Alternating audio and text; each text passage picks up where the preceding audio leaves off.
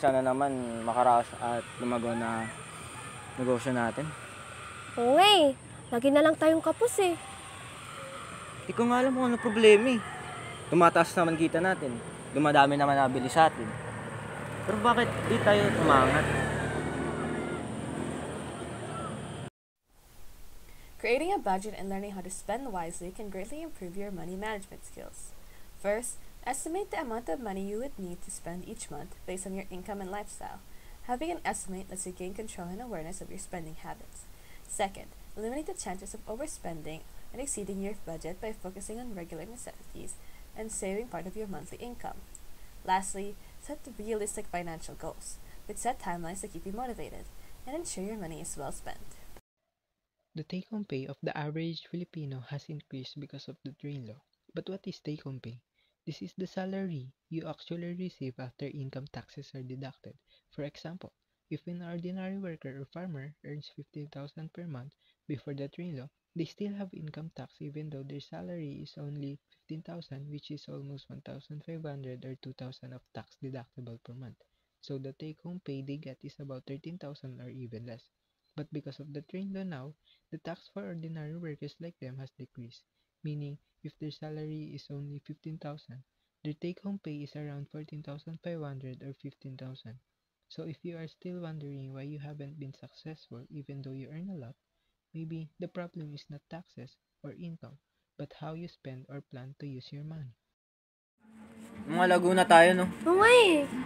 Buti naman gumana yung nakita nating techniques na video nakita natin, no? Buti na nakakatulong yun. Dahil mo nang kita. Bilan mo nga ako nung kinuubos na yun sa akin eh.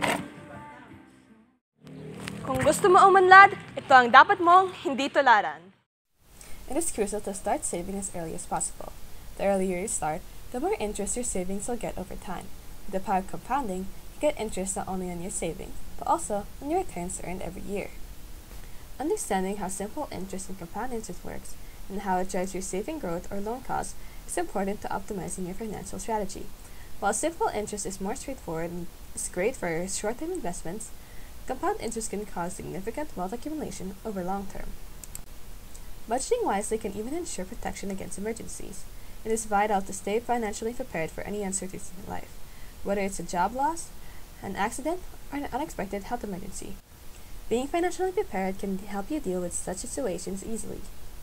By creating a list of budget like 50% for our needs such as food, utilities, and electricity bills, 30% for our wants, and 20% for our savings or investment, it can serve as a way to use money properly, and this will provide a goal of what we should prioritize first.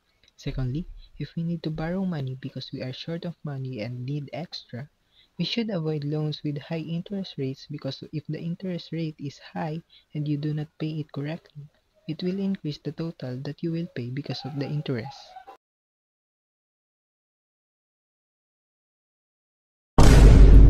Ako si Josh Mojica, ang founder ng Kangkong Chips Original by Josh Mojica. Sa edad na 18 years old, nakamit ko ang first million ko sa negosyo kong ito. Alam mo kung anong sekreto? Dahil hindi ako tamad. Pinagsikapan ko kung anong meron ako ngayon. Ginamit ko ang pera sa responsableng paraan. Ikaw, gusto mo rin bang sumakses? Huwag ka nang maging tamad at sundin mo ang pinapakita ng video na ito.